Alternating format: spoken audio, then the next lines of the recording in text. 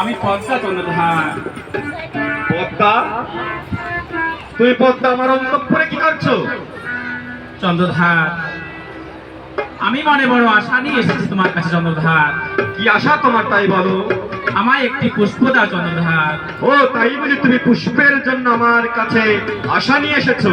তুমি যদি আমার চরণে একটি পুষ্প দাও তবে এই ত্রিজগতে আমার পূজা হবে চন্দ্রধার।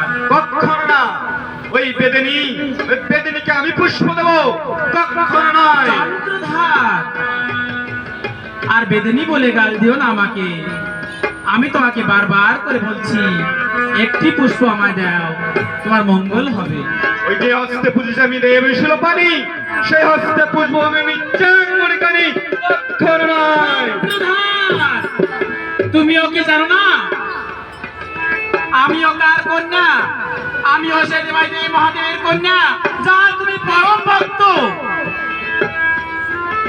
ওই পবনের বেগে যদি পর্বত হিল্লন হয় আর বাদরের মুখে যদি বেদ উচ্চারণ হয়, তবু না পুজবো ওই চন্দ্রধার,